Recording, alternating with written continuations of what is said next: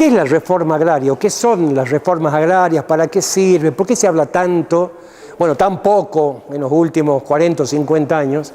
Ya ni siquiera los izquierdistas, entre comillas, de las universidades hablan de eso. Pero en el 70 era, digamos, cualquier chico hablaba de reforma, aunque no entendieran un pomo, pero hablaban de reforma agraria. Lo ponían, digamos, como muletilla de discusión, incluso como eje de proyectos, de propuestas ante futuras elecciones, a tal punto que el propio Perón la incluye en las pautas programáticas del Frejuli del 73.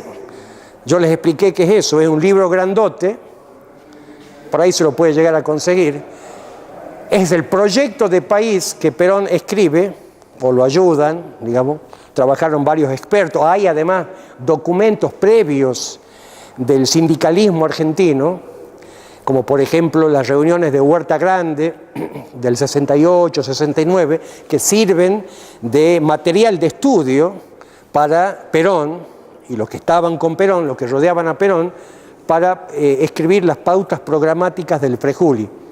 Eso es lo que Perón propone para que se plebiscite y se vote a quien quisiese votarlo en el año 73. Y dice, mi proyecto de país es este. Y ahí en ese libro estaban la propuesta del peronismo, de Perón. Entre esas propuestas estaba la reforma agraria. Buah. Pero cometió un pequeño error estar con Isabelita y con... Bueno, no, si hubiese sido solo Isabelita, claro, el problema es... López Rega. Claro, el problema es que si están ellos, es porque hay algo especial atrás, digamos, si no ellos no están. En todo caso, digamos, ello es lo que se podía mostrar. Ustedes no se olviden de que Perón viene en un avión fletado por la mafia italiana, cuando regresa al país, claro, digamos, no, nada es casual, digamos, ¿no? Perón recibía hasta el año 72, 73 a los curas de la teología de la liberación, Fray Beto, estábamos hablando, a los curas de la opción por los pobres, curas tercermundistas, los recibía. Una vez que es presidente y viene fletado en un avión del Vaticano, no los recibió nunca más. Sí, además lo peor, Licio Gelli. O sea, él claro, digamos, es el sector financiero delictivo que manejaba, no sé hoy, pero manejaba las finanzas del Vaticano. Digamos, ellos ponen el avión.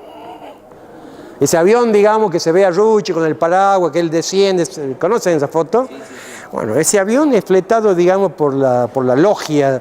Sí, Roberto Tal, todo eso, que aparece colgado de fuente. Claro. Bueno, entonces, volviendo, digamos, escuchen esto, porque esto es importantísimo, porque, digamos, si ustedes...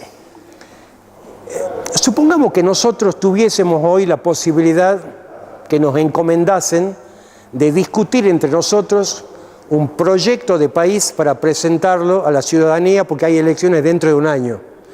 Y nosotros fuésemos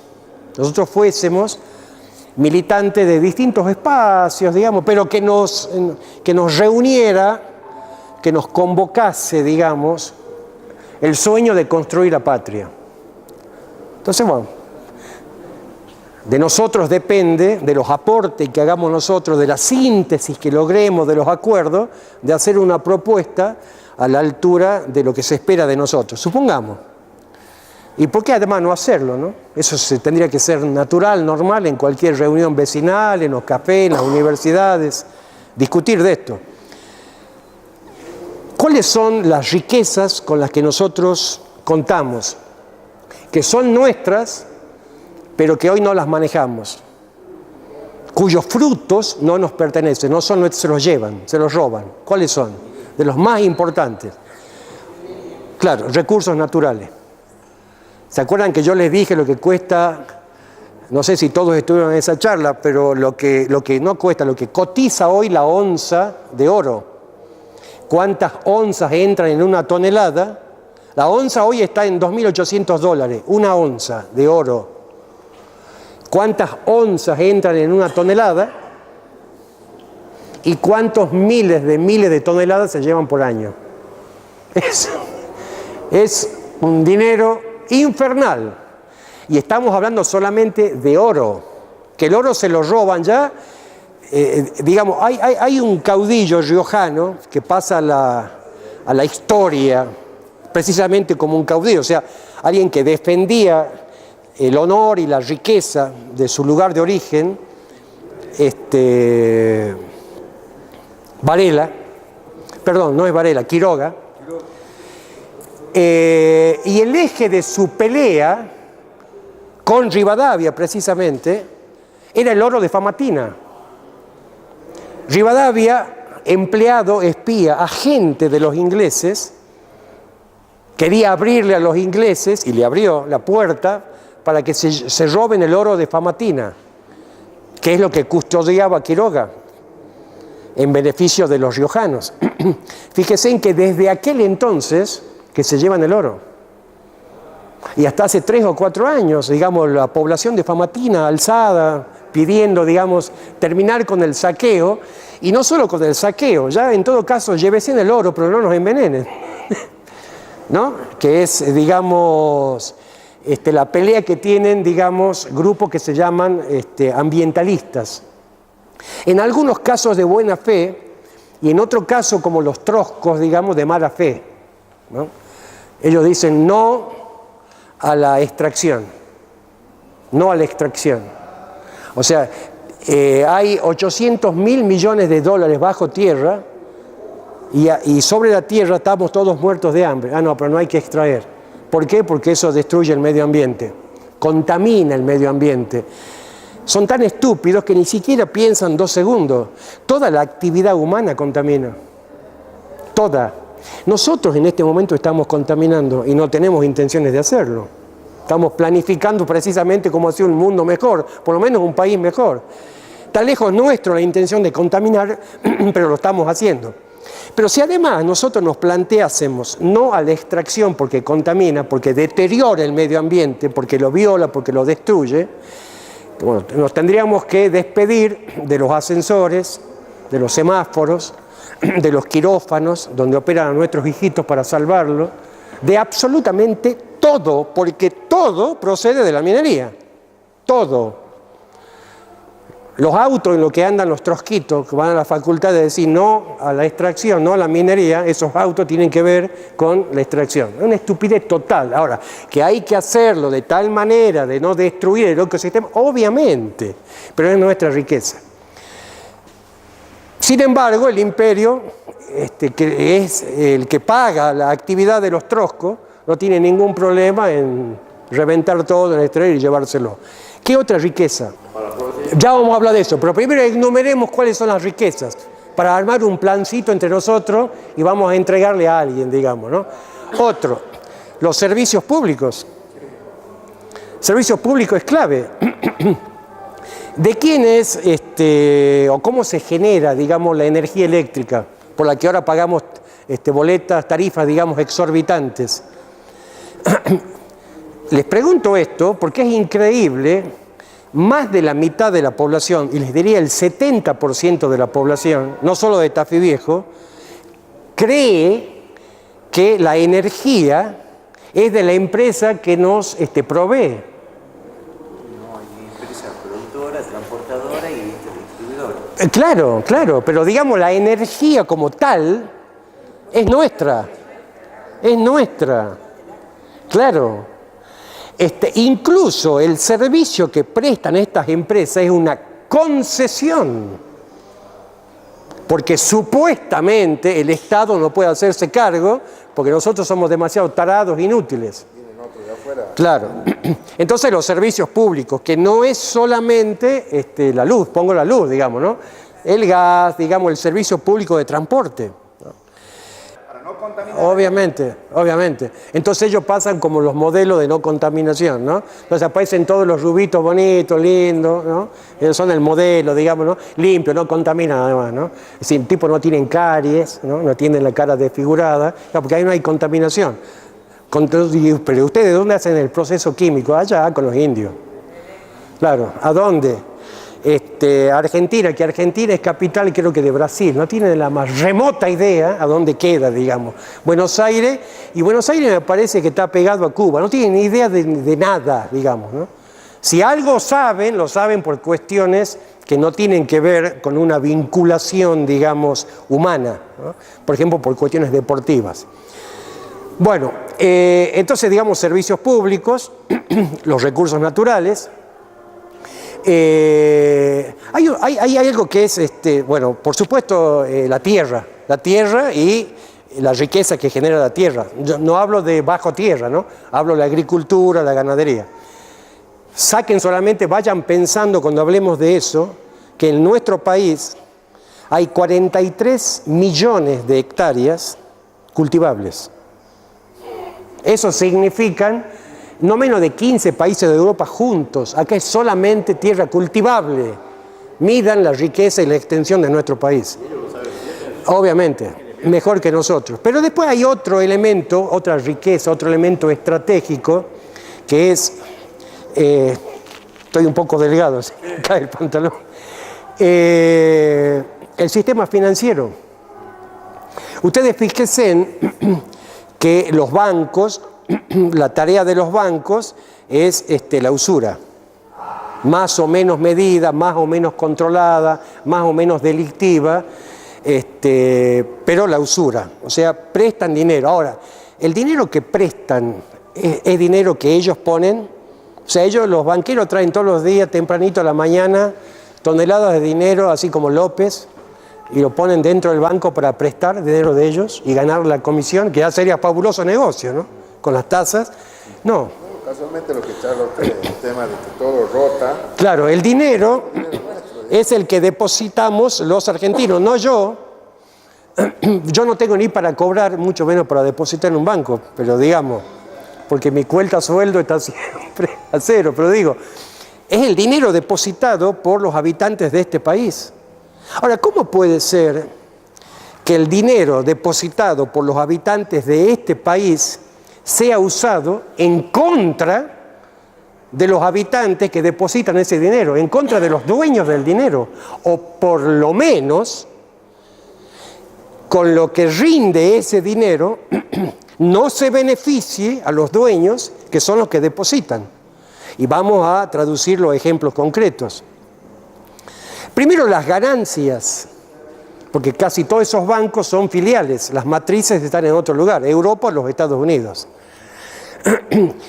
Como en nuestro país todavía el sistema financiero está de alguna manera legislado por una ley de Martínez de Oz y de Videla de los genocidas, que nunca se modificó, que no lo hizo el kirchnerismo en 12 años, entonces, entre otras cuestiones, esa ley de los asesinos permite remesar, permite que ellos saquen, autorizados por la ley y por el gobierno, todas sus ganancias y sus utilidades, y eso no es considerado bajo ningún punto de vista un delito ni un problema. Si ellos a fin de año dicen, supongamos el banco Manuelita Ugarte, claro, tiene de ganancias netas a fin de año 4.000 millones de dólares, ellos están autorizados a llevarse los 4.000 millones de dólares a su casa matriz en los Estados Unidos o en Europa. Obviamente, pero esos 4.000 millones que se llevan son 4.000 millones nuestros. Pero ese no es solamente uno, ese es uno de los perjuicios, no es el único que nos causa. Bueno, ¿cuál es el otro perjuicio que se genera, digamos, al no manejar nosotros el sistema financiero nacional? Que pudiendo utilizar esos recursos para el desarrollo, el crecimiento y fundamentalmente la industrialización del país, no podemos hacerlo. Porque al ser bancos que son filiales del imperio o de satélites del imperio, obviamente que jamás van a apoyar políticas de tecnología, de ciencia, que nos lleven a nosotros a generar la industrialización. Recuerden ustedes la gran industrialización que necesitamos. No hay absolutamente ninguna posibilidad, esto grábeselón, de pasar de colonia a país soberano si no es con un país industrializado. No hay ninguna posibilidad, porque sin industrialización de nuestras materias primas a un altísimo nivel, siempre vamos a ser dependientes. Por ejemplo, el tema medicamentos, por poner uno solo de ellos. O, por ejemplo, la petroquímica, que es de lo que voy a hablar ahora cuando hablemos de reforma agraria. Eso pasa cuando ellos detectan de que en el pueblo hay bajos niveles de conciencia. Porque además, digamos, no es de que ellos se dan cuenta cuando se despiertan, mira, los argentinos tienen pésimo nivel. No, sí, lo saben, porque esa política es consecuencia de lo que ellos hacen. Esa situación, digamos, de indefensión de la conciencia popular. Entonces, es obviamente, yo les dije a ustedes, uno de los gravísimos déficits o limitaciones o errores de Cristina Kirchner fue no haber generado una política de Estado para desarrollar altos niveles de conciencia. Si ella no tenía idea de esto, hay un dato de su gobierno, hay un revés, una derrota de su gobierno, que tendría que haberle hecho dar cuenta por qué se produjo esa derrota y cuál era la manera de que no chocar dos veces con la misma piedra, si quería avanzar, obviamente. Y fue la derrota frente a la oligarquía y los grupos económicos, los pools de siembra, el imperio, con la famosa 125, ¿recuerdan? Bueno, una medida que no era revolucionaria, la 125. Se inscribía en el marco, diríamos, de las políticas más ortodoxas del peronismo. Para decirlo vulgarmente, sacarle un poquito a los que detentan delictivamente el poder de la tierra y dárselos al pueblo como aumentos salariales o subsidios o planes trabajar o vivienda o lo que fuese. Sacar y repartir. No era revolucionario. Revolucionario es quitarle, digamos, de lo que ellos se apropiaron a costa, digamos, de masacrar a pueblos enteros. Y sin embargo, ustedes recuerdan que el pueblo argentino, el pueblo el que se movilizó, hay, digamos, un sector del pueblo que se quedó como siempre mirando televisión, pelotudeando. El que se movilizó a favor ¿de quién? De ellos, de los agrogarcas. Fueron con los curas al costado de la ruta, ¿se acuerdan ustedes? Que los tipos abrían los camiones con leche y vamos para adelante y se echó a perder toda la mercadería y los remedios y demás. No pueden tirar la leche, la lleva a los años. Bueno, pero no me debía, porque si no, no vamos a avanzar más. El pueblo con la banderita y la cruz, ¿se recuerdan? Y hablaban de la dictadura de Cristina y que quería hacer no sé qué cosa y expropiar la riqueza y quitarle, que era un gobierno delictivo, que eran todos ladrones, corruptos. Eso fue una terrible derrota, porque el pueblo no entendió que era una medida para beneficiarlos a ellos. Ahí ella tendría que haberse dado cuenta que había exámenes, niveles de conciencia, que había debilísimos niveles de conciencia, inexistentes. Bueno, además, pero con altos niveles de conciencia él ni siquiera hubiera sido vicepresidente. Lo fue porque estamos exactamente lo mismo. Entonces, y no lo hizo, no generó altos niveles de conciencia. Entonces ella, a partir de esa derrota, ella podría haber dicho, bueno, convoco a todo el mundo a Plaza de Mayo, tengo que hacer un anuncio de importancia. Viajan los colectivos con la campo, le va todo el mundo, y ahí en Plaza de Mayo ella decir, mañana estatizo el sistema financiero argentino. Se iba a armar un quilombo infernal, ¿y para dónde iba a ir el pueblo? Al lado de los banqueros, al lado de TN, al lado de Mañeto, al lado de los tipos que decían, ve, roba, ve, se queda con la plata que es de todo. Ve, ahora se viene el derrumbe, nadie nos va a dar bola, nos aislamos del mundo. Iba a estar ahí el pueblo. Y hubiese pasado exactamente lo mismo si hubiese dicho señoras y señores, o compañeros, queridos amigos, mañana estatizo los servicios públicos y dar los fundamentos. ¿Por qué? ¿Por qué no hubiese tenido ella el acompañamiento? Porque no hay suficientes niveles de conciencia en el pueblo argentino para entender que ese es el camino a seguir si nosotros queremos derrotar el proyecto de colonia y armar una patria. Pero y esto, más allá de lo que signifique la palabra patria, incluso sacándole connotaciones, si ustedes quieren, ideológico, y yendo a un discurso o a un lenguaje para que todos nos entendamos. Nos olvidemos de patria y colonia y digamos, ¿querés vivir en un país que reparta con equidad la riqueza que es de todos? ¿O vos querés vivir en un país donde el 20% se lleve absolutamente todo lo que es de todos y el resto vivamos como podamos? El resto vivamos como ese eslogan que utilizan los porteños desde la década del 70, a partir del golpe del 76, yo hago la mía. Yo hago la mía. Un problema de conciencia. Bueno, y el cuarto elemento es el tema de la tierra. El tema de la tierra a cultivar, la riqueza de la tierra, en poder de la oligarquía. Y ahí viene la reforma agraria. ¿Qué significa la reforma agraria? En un país como el nuestro, a donde hay una alta concentración de tierra en pocas manos, que eso se llama latifundio, por un lado, y por otro lado, los pésimos niveles de rendimiento para el consumo que genera esa propiedad en pocas manos. Entonces, toda la riqueza, ustedes calculen que lo que exporta el país, y en realidad no es el país, ellos, lo que ellos exportan y ellos ganan a partir de la pampa húmeda de los sectores más ricos potencialmente en nuestro país, es aproximadamente el 35% del Producto Bruto Interno. Es una monstruosidad. Producto Bruto Interno, creo que ya les expliqué, se le dice a la sumatoria en dinero de todo lo que producimos todos los argentinos durante todo el año. Eso es Producto Bruto Interno.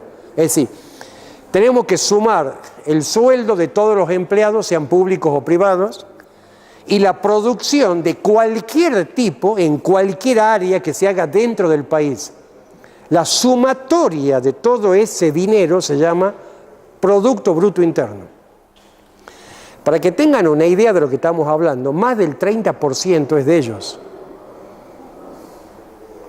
Es una estupidez, es un error, es generar mayor confusión a los ya débiles niveles de conciencia de la ciudadanía, decir como dicen los presidentes de turnos, algunos estúpidamente, otros por costumbre, otros porque son parte del poder. Este año crecimos como a niveles de exportación. Este año crecimos, este año el país creció en la compulsa entre importaciones y exportaciones un 7%. No crecimos nosotros, crecieron ellos. Por eso lo dice él, casualmente. Claro, crecimos. Claro, ellos crecieron. Para eso se ocupan en nuestro país alrededor de, ya les dije, 37 millones de hectáreas cultivables. Ahora, fíjense ustedes de que para el tema de reforma agraria hay que tener, digamos, algunos elementos. Por eso es que la reforma agraria que hicieron Güemes, la reforma agraria que hizo Artigas, porque no crean que no hubo reformas agrarias en el país. Claro, las más conocidas, digamos, y no por sus buenos resultados, pero sí por las intenciones, fueron las de Güemes y Artigas. Dorrego proponía otra, propiciaba otra. El asesinato de Dorrego fundamentalmente tiene que ver con esta decisión que él había tomado, la reforma agraria, porque era reventarle el poder a la naciente oligarquía. Después hubo reformas agrarias a lo largo del siglo pasado en América Latina. Bolivia, Nicaragua, Guatemala, La más famosa es, las dos más famosas, la de Cuba, 59 hubo dos y 63, y la de México. Y la de México, fueron las más famosas, digamos. Pero todas, cada uno con sus características, cometieron el mismo error. Es reemplazar a las oligarquías comarcanas en la titularidad, en la posesión de las tierras por el campesinado. Y entonces, en lugar de 25 familias de oligarcas que manejan toda la pampa húmeda, que manejan toda la región central del país, quitarles la titularidad de la tierra y entregárselas a 3 millones de campesinos. Por supuesto, parcelar semejantes extensiones, parcelarlas y entregarles para que trabajen la tierra. Es una rotunda y absoluta estupidez, porque no resuelve el problema central, que es qué cosechamos, para quién y cómo, y con qué criterio, y qué tipo de ganado criamos, y dónde y cómo. ¿Se entiende? No lo resuelve. A caballo de una supuesta justicia en la distribución y de restituirle a los campesinos tierra que en sus antepasados le pertenecían, se comete un error garrafal y se termina estando, como en el caso de Nicaragua y de Guatemala, incluso de México, en peores condiciones. Con el agravante que en nuestro país, Bolivia incluso, el agravante que en nuestro país la masa indígena es escasa si lo comparamos con otros países básicamente del Pacífico. Acá, producto de la masacre con la guerra del Paraguay y la famosa campaña al desierto de Roca, fueron pretextos para asesinar a cerca de 7 millones de indios y no quedó ninguno. Quedaron focalizados algunos, llamémosle reservas, Chaco, en el norte argentino. Que de eso también quiero hablarles, porque ese es un tema pendiente de análisis y de resolverlo a ese tema de la cuestión indígena en nuestro país. Pero volvamos entonces a la reforma agraria. La reforma agraria lo que tiene que plantearse es lo siguiente: abandonar la idea de la supuesta justicia para restituirle las tierras a los campesinos, a los descendientes de los indios, que todavía son indios, son parte de lo que ellos consideran los estados, digamos, indígenas, producto de una supuesta reparación histórica. Es una terrible estupidez. Lo que hay que tener en cuenta es lo siguiente. Primero, ¿qué país queremos? Segundo, hablando específicamente de este tema, ¿qué queremos producir? ¿En qué cantidad y para qué? Tercero, ¿tenemos nosotros el dominio de la tecnología suficiente para incorporar valor agregado, o sea, para industrializar las materias primas y, si es posible, en sus lugares de origen? Porque si no, estamos en la misma, ¿no? Estamos cosechando para vender barato y mal, digamos. Y cuarto, tenemos los mecanismos para distribuir con equidad la riqueza que un sector de la economía nacional, la ligada al agro, al campo, va a generar. Si nosotros no hacemos ese análisis, una reforma agraria no sirve.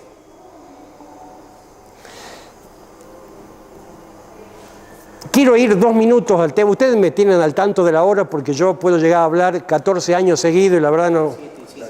Bueno, vamos a seguir con la reforma agraria la clase próxima, pero quiero dejarles esta reflexión, porque son innumerables los mensajes que me llegan vía YouTube, porque alguna vez yo lo enuncié a este tema y no lo cerré. No lo cerré porque como ahora problemas de tiempo, digamos. Ustedes vieron de que hubo pasó en el primer gobierno de Perón y pasó en estos 12 años de kirchnerismo. Una ofensiva del imperio y de sus satélites locales que están focalizados en los medios de comunicación, en la universidad, hoy más gorila que nunca, en la Iglesia Católica y en las otras iglesias, y en el activismo bancado por la embajada yanqui, el trotskismo, algunos de buena fe y otros porque reciben suculentos sobres de la embajada yanqui, destinados, claro, a un clamor popular por restituirles a los indios, a los indígenas, las tierras que se les vienen quitando, entre comillas, se les vienen quitando desde hace 200 o 300 años, que los aniquilaron para quitarle esas tierras y que esas tierras son de los indígenas. Eso lo habrán escuchado ustedes millones de veces. Bueno, hay mucha mistificación en toda esta historia que es conveniente ir precisamente desmistificándola para tratar de, cuando se hable de la reforma agraria, llegar a acuerdos mínimos.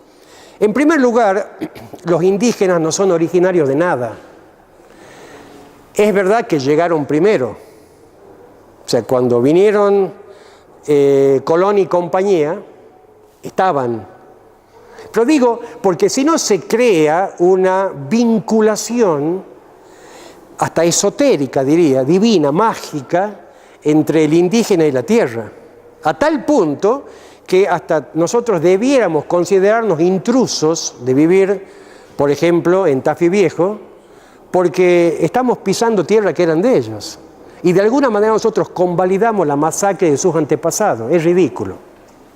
Es ridículo.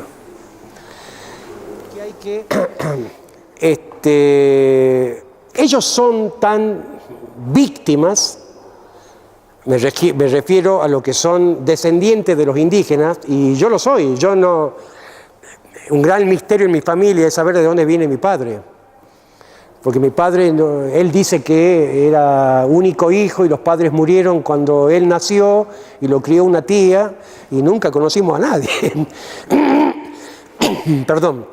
Apareció un día en la vida de mi mamá y nacimos nosotros y buenas noches. Ahora, tenía todas las características que yo heredé de los indígenas. Es decir, el tipo bien negro. Yo lo que no tengo es su físico portentoso, él lo tenía, pero digamos lo demás, los rasgos, bien morocho, la nariz prominente, digamos, era indígena. O sea que yo además cuando hablo de los indígenas, hablo de mi papá. Digamos, ellos son tan víctimas como nosotros los mestizos, o los asimilados, digamos, latinoamericanos, tan víctimas de los sucesivos imperios como ellos. Por lo tanto, digamos, es absolutamente una total estupidez, además que hay una política destinada a dividirnos, suponer que se puede solucionar, además no sé de qué manera, si ellos creen que restituyendo tierra es un gravísimo error, solucionar el problema de los indígenas que quedaron sin solucionar el problema de la colonia, que es un problema que nos engloba a todos. ¿Se entiende? Es una terrible estupidez, porque además es darle a ellos territorios que nosotros necesitamos para cultivar, para terminar con el hambre que hay en el país, en América Latina, planificar el desarrollo. Sin contar de que como el kirchnerismo fue, yo diría, bastante efusivo en restituirles derechos o en otorgarles derechos o reconocerles derechos, entre ellos de la tierra, el tema de las tierras indígenas se transformó en un negocio inmobiliario. Hasta el año 76 no existían los indígenas. En los últimos 12 años del kirchnerismo sobran caciques por todos lados, son todos indios, todos, porque todos tienen nada más el curro de la inmobiliaria, y eso lo vemos acá en Tafí en los valles, digamos, calchaquíes. Se masacran entre ellos, digamos, por hectáreas que supuestamente los gobiernos provinciales van a otorgarle. Es una terrible estupidez. El mejor homenaje que podemos hacerle a las comunidades indígenas es convocarlos a trabajar junto con los obreros argentinos, con el pueblo argentino, para construir la dignidad nacional, para construir un país a donde repartamos equitativamente las riquezas, sin distinguir si son indígenas o no, si son tipos que son italianos de cuarta o quinta generación, volviendo a lo que planteaba el señor, digamos, de los inmigrantes, el solo hecho de ser ciudadanos argentinos, que estamos presos de la codicia del imperio, de las multinacionales, de los grupos económicos. Entonces ellos, los indígenas, debieran entender que el destino de ellos está indisolublemente unido al nuestro. Ellos no debieran considerarse, como yo escuché a una mujer indígena que hablaba en nombre de su comunidad, un estado dentro de otro estado. Hace muy poco, en un canal porteño, fueron a reclamar, como siempre, a Buenos Aires porque nos prometieron que no sé, que mis antepasados. Y ella dijo, nosotros somos un Estado dentro del Estado Nacional. Una visión absolutamente retrógrada, conservadora, lumpen, de lo que significa la industrialización como el único arma que tenemos para afrontar con éxito este camino tan difícil de transitar la colonia rumbo a la patria. Para ellos todo lo que rompa esa unidad, digamos, cósmica vinculada a la tierra, está rompiendo lo sagrado. No casualmente, todos los pueblos originarios, en su gran mayoría, todos los indígenas, en Bolivia estuvieron en contra de Evo Morales, y en Ecuador en contra de Correa, y en Venezuela en contra de Chávez. No es casual, digamos. No es casual. Cuando ellos debieran haberse sentido en cualesquiera de esos tres países, con esos gobiernos representados en cuanto a la reparación histórica, que es la que buscan de tanto tiempo atrás, ¿se entiende? Entonces hay también todo una cuestión explícita, yo no diría residual, ideológica, clara y concreta en torno a las políticas que ellos defienden. Entonces, en lugar de darles radio FM, de darle hospitales, de darle escuela, de darle tierra, digamos, armar un país para ellos, hay que decirle, señores, terminemos con esto, digamos, y ¿por qué no trabajamos juntos para armar una patria para todos? Porque, ojo, digamos. Bueno, pero los judíos tampoco, perdón. Bueno, nosotros ya hablamos.